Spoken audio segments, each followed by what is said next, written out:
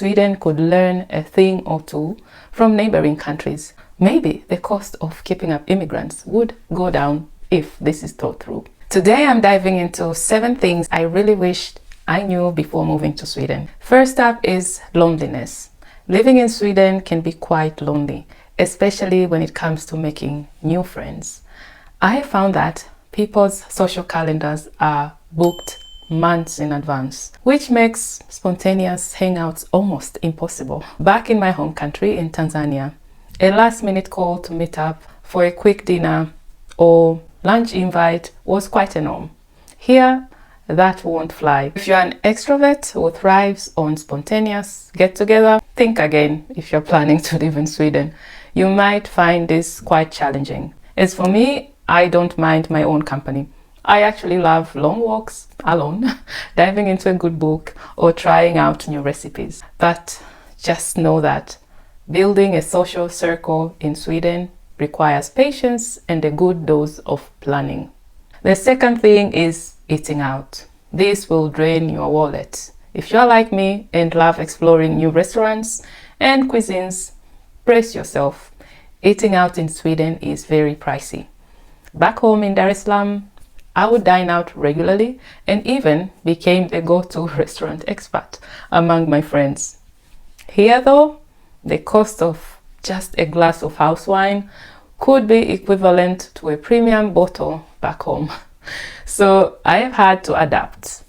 I save my dining out experiences for very special occasions, and instead I would indulge at home with a good wine from Systembolaget and a home-cooked meal. Prioritizing my budget for travels has become way more rewarding. The third thing is about the sun.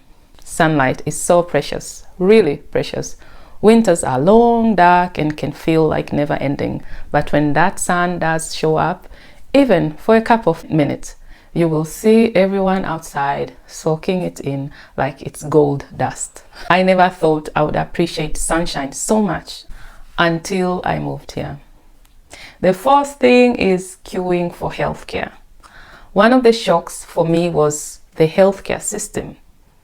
It's really tough to see a specialist here. Waiting for months for an appointment is quite normal, sometimes years. And even when you do get in, it can feel like the doctors aren't fully invested. You could show up in pain, and more often than not, you'll be advised to just take paracetamol or ibuprofen. Back home, I had health insurance that allowed me to see any specialist I needed whenever I wanted. I get it. In Sweden, the healthcare is free, so it comes with its own set of challenges. But sometimes it feels like you're paying a price in patience. Next up, let's talk about segregation. Sweden is very beautiful, no doubt. But there is a subtle segregation that can be hard to miss. It's present at schools, workplaces, and even within neighborhoods.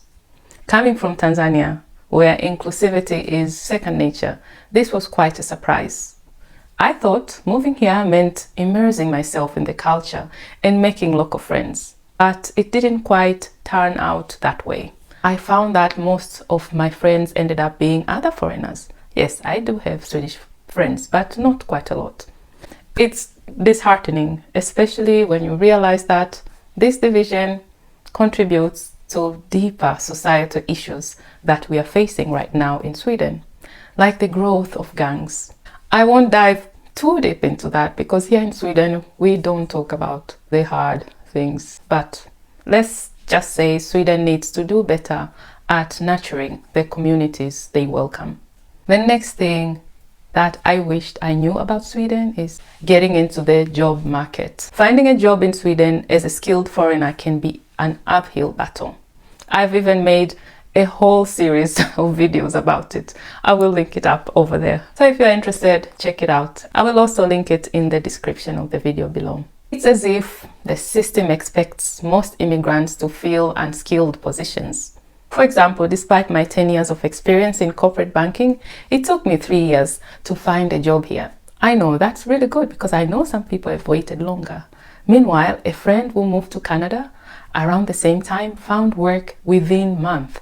and this was because of her experience. That gap isn't just frustrating, it's a missed opportunity for Sweden to collect taxes. Talented professionals end up taking classes they might not even need, just to stay busy or qualify for something local. I mean, it's not so bad to get another education, especially when it's for free. As we say back home in Swahili, elimu haina mwisho, which means education has no ending. But Sweden could learn a thing or two from neighboring countries to make the most of the skilled people who come here ready to contribute. Maybe the cost of keeping up immigrants would go down if this is thought through.